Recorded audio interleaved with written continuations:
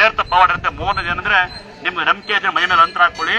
ಇನ್ನ ನಿಮ್ ಮನೆ ಬಾಗಿಲು ಮನೆ ಎಕಡೆ ದಿಕ್ಕಲಿಗಾರ ಇರ್ಲಿ, ನಿಮ್ ಮನೆ ಬಾಗಿಲು ಎದುರುಗಡೆ ಗಡಿಯಾರ ಹೆಂಗಿಡ್ತೀರ ಹಂಗೆ ಫೋಟೋ ಇಕ್ಬೇಕು. ದಿನನಿತ್ಯ ಪೂಜೆ ಮಾಡಕ್ಕಾಗಲ್ಲ, ಮುಟ್ಟಿ ಕೆಲ್ಸಕ್ಕೆ ಹೋಗಿ ಮನೆಗೆ ಇಟ್ಕೊಂಡು ಫೋಟೋ ಮನೆ ಮಲ್ಕೊಂಡು ದೇವ್ರು ಬರಲ್ಲ. ದುಡಿತಾ ಇರಿ, ಯಾವತ್ತು ಸಮಯ ಇರುತ್ತೆ ಅವತ್ತು ದಯವಿಟ್ಟು ಮೊಸರನ್ನ ಹಾಲನ್ನ ಮಾಡಿ ಪೂಜೆ ಮಾಡಿ. ಇನ್ನ ಒಮ್ಮೆ ಇಟ್ಕೊಳ್ಳಿ.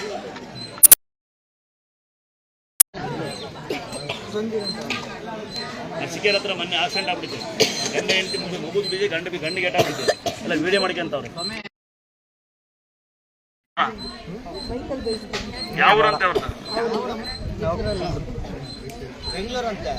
ಯಾಕೆ ಒಬ್ಬರೇ ಬರ್ತಾರೆ ಕೇಳತ್ತಮ್ಮ. ಅವ್ರಿಗೆ ಮಾಡಕ್ಕೆ ಒಳಗೆಲ್ಲ ಯಾರಪ್ಪ ಅವರೆಲ್ಲ ಹಿಂಗೆಲ್ಲ ಬಂದು ಬಿದ್ರಿ ಯಾರಣ ಆಗ್ತಾರ ಅವ್ರಿಗೆಲ್ಲ. ನೋಡೇ ಅಲ್ಲಿ ಕಸ ಯಾರು ಬಿದ್ದರು, ಯಾರು ಇಲ್ಲ ಅಲ್ಲಿ ಅಲ್ವಾ? ಯಾರ ಬಿದ್ದಾರೆ, ಯಾರು ಯೋಚನೆ ಮಾಡಲ್ಲ ಇವರು. ಮೊನ್ನೆ ಅರ್ಸಿಕೆರೆ ಹತ್ರ ಒಬ್ಬರು ಯಾರ ಗಂಡ ಹೆಂಡತಿ ಮಗು ಬಿದ್ದಾರೆ. ಮಗು ದೂರ ಬಿದ್ದುಬಿಟ್ಟಿದೆ, ಗಂಡಿಗೆ ಏಟಾಯ್ತು, ಹೆಂಡತಿ ಏಟಾಯ್ತು. ಎಲ್ಲ ವಿಡಿಯೋ ಮಾಡ್ತಾ ಕೂತಾರೆ ಹೈವೇಲಿ. ಹಂಗೆ ಒಂದ್ ಬಿತ್ತು ಎಲ್ಲ ಒಳ್ಳೆ ಸ್ವಾಮಿ ಅಂತಾನಲ್ಲೇ. ಅರ್ಥ ಆಯ್ತಾ?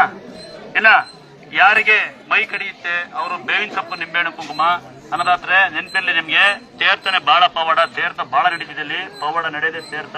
ಇನ್ನು 2ನೇದು ನಂಬಿಕೆ, 3ನೇ ಮನೆ ಬಾಗ್ಲೆ ಫೋಟೋ. ನಂಬಿಕೆ ಇದ್ರೆ ಅಂತರ ಹಾಕೊಳ್ಳಿ. ಅಂತರ ಗಂಡ್ಮಕ್ಳು ಹಂಗೆ ಹಾಕ್ಯಬೇಕು, ಹೆಣ್ಮಕ್ಳು ಹಾಕ್ಯಬೇಕು. ಹೆಣ್ಮಕ್ಳು 3 ದಿನ ಆದ್ಮೇಲೆ ಅದನ್ನ ಚಿಕ್ಕದಾಗಿ ಕಟ್ ಮಾಡಿ ನಿಮ್ ತಾಳಿ ಹಾಕ್ಯಬಹುದು. ಯಾರು ಆಡ್ಕೊಂತಾರೆ, ನಾಚ್ಕೊಂತಾರೆ, ನಿಮ್ಗೆ ಮಾನ ಮರ್ಯಾದೆ ಹೋಗುತ್ತೆ ಅಂದ್ರೆ ಮಾತ್ರ. ಆಯ್ತಾ? ಈಗೆಲ್ಲ ಜಾಸ್ತಿ ಆಡ್ಕೊಂತಾರೆ. ಈಗೆಲ್ಲ ನೀವು ಮನೆ ಬಾಗ್ಲಿ ಕಟ್ಟಿ ದನ ಮೇಸ್ತಂತಾರೋ, ಹಾಲು ಕರಿದ ಪುಣ್ಯಾತ್ಮರು ರೈತರಿದ್ರೆ ತಾಳ ಹಾಕೊಳ್ಳಿ, ತೀರ್ಥ ಹಾಕಿ. ಇಲ್ಲ ಹುಷಾರೆಲ್ಲ ತಡೆ ಹೊಡ್ಕೊಳ್ಳಿ.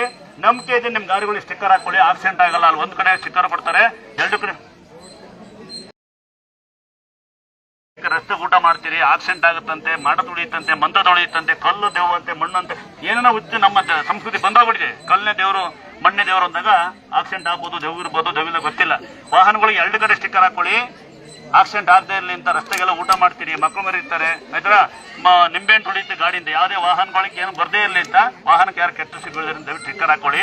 ಇನ್ನ ಅಂಗಡಿ ಇದ್ರೆ, ಬೇಕ್ರಿ ಇದ್ರೆ, ಏನೋ ಹೊಟ್ಟೆಪಾಡಿ ಜೀವನ ಮಾಡ್ತೀರಿ, ಸಣ್ಣ ಅಂಗಡಿ ಸಣ್ಣ ಸ್ಟಿಕ್ಕರ್ ಹಾಕೊಳ್ಳಿ, ಪರವಾಗಿಲ್ಲ.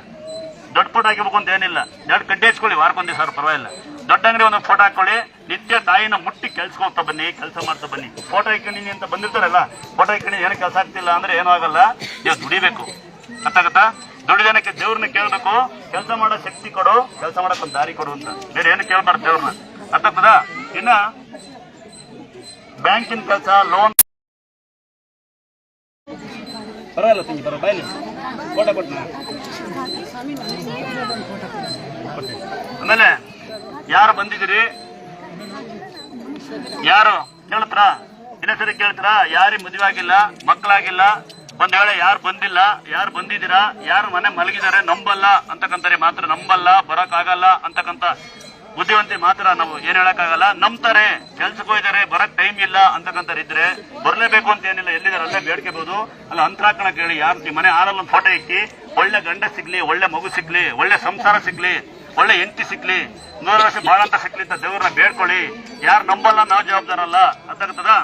ಇನ್ನ ತೀರ್ಥ ಹಾಕ್ತೀನಿ, ದೂರಿಂದ ಬಂದಿರಾ ಎಲ್ಲ ಸೀದಾ ದಯವಿಟ್ಟು ನಿಮ್ಮ ಮನೆಗೆ